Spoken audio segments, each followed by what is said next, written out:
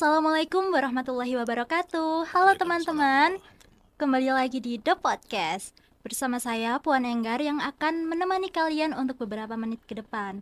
Nah teman-teman, tema kita kali ini adalah pentingkah KRS untuk kelulusan tepat waktu. Wah, menarik sekali bukan? Oleh karena itu di hadapan saya sudah ada Bapak Dr. Muhammad Ansori SAG MPhilI selaku Wadik 1 Fakultas Dakwah dan Komunikasi. Assalamualaikum Bapak. Waalaikumsalam warahmatullahi wabarakatuh. Bapak, bagaimana kabarnya Bapak? Baik? Alhamdulillah. Alhamdulillah. Mbak Enggar gimana? Baik Bapak, Baik, Alhamdulillah. Jadi Bapak, karena kita momentumnya juga sangat pas sekali nih Bapak. Kita sedang ada di fase menuju ke semester baru. Benar. Nah, para mahasiswa ini lagi hektik nih Bapak untuk mengambil atau pemrograman KRS. Oke, jadi karena itu Bapak, bisa dijelaskan apa sih Bapak KRS itu dan mengapa pengambilannya setiap semester sangat penting bagi mahasiswa? Oke, jadi KRS adalah kalau KRS-nya itu Kartu Rencana Studi. Kartu Rencana Studi. Sebagai sebuah dokumen administratif akademik yang harus diproses oleh mahasiswa setiap semesternya, dan ini menjadi legalitas akademik formal yang harus diisi dan dilakukan oleh mahasiswa. KRS ini merupakan satu proses yang mahasiswa selalu melakukannya setiap semester dan merupakan rancangan atau rencana akademik yang disusun secara sistematis dan kemudian diaplikasikan dengan menggunakan aplikasi di UINSA ini dengan My UINSA ya, My UINSA benar, My UINSA, terus kemudian masuk ke Sinau. Ya. Nah, di Sinau itulah kemudian KRS diprogram oleh mahasiswa. Oke.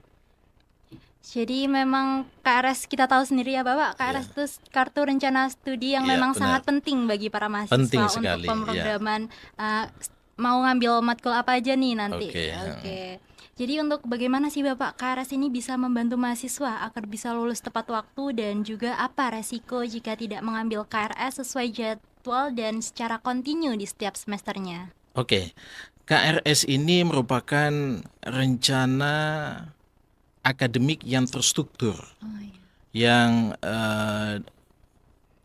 harus diisi oleh mahasiswa, yang di dalamnya kemudian berisi tentang mata kuliah yang diprogram di semester itu yang muatannya bermacam-macam, ada yang 2 SKS, ada yang 3 SKS, dan maksimal di dalam satu semester itu tawaran yang diberikan oleh masing-masing prodi itu ada 24 SKS. 24 SKS. Lah 24 SKS itu tentunya tidak semuanya mahasiswa bisa memprogram itu sesuai dengan kemampuan dan hasil evaluasi pada semester sebelumnya. Jadi kalau seandainya 3 sampai 4 IPS ya, 3 sampai 4 itu bisa memprogram 24 SKS. Kalau di bawahnya maksimal 21 SKS. Jadi 2,5 sampai 2,99 itu 21 SKS maksimal. Jadi tidak boleh 24 SKS.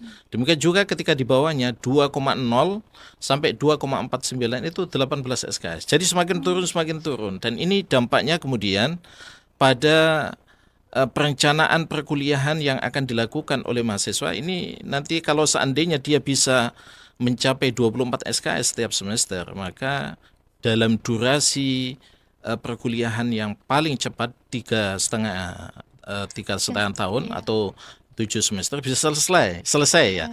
Tapi kalau tidak, itu kita ada durasinya sampai 14 semester dan ini tidak direkomendasikan. Kami tidak mengharapkan karena dampaknya nanti akan bisa menjadi DO ya.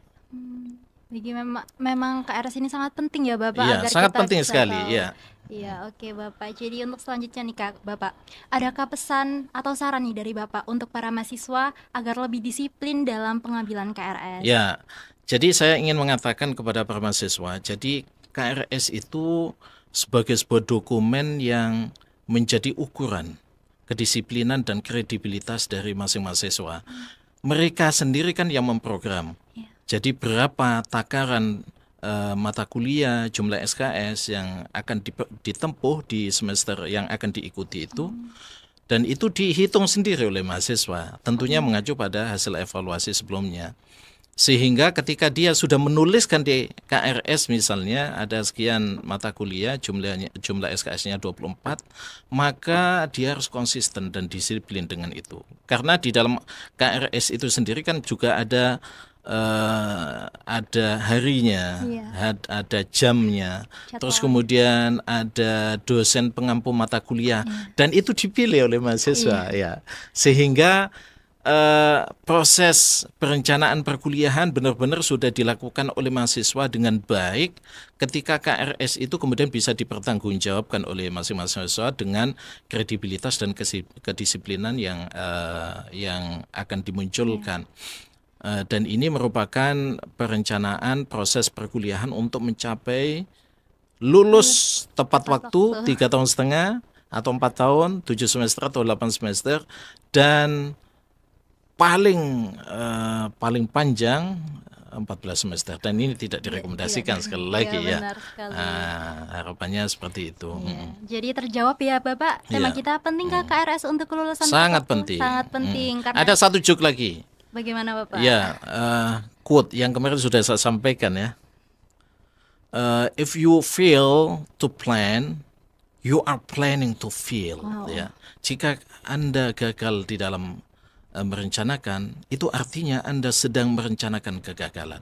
KRS sebagai sebuah perencanaan akademik yang dilakukan oleh mahasiswa itu akan dipertanggungjawabkan dan akan dibuktikan dengan kredibilitas dan kedisiplinan mahasiswa di dalam proses perkuliahan nantinya, dan itu nanti akan berdampak pada kesuksesan dia di dalam studi tepat waktu, dan secara jangka panjang ini nanti akan menjadi pembelajaran bagi kedisiplinan dan juga bagi kredibilitas mahasiswa itu di dalam merencanakan segala sesuatu yang penting dan sangat urgen dalam kehidupannya. Sehingga ketika sudah direncanakan, di planning dengan sebaik-baiknya, maka bagaimana itu bisa dilakukan secara semaksimal mungkin.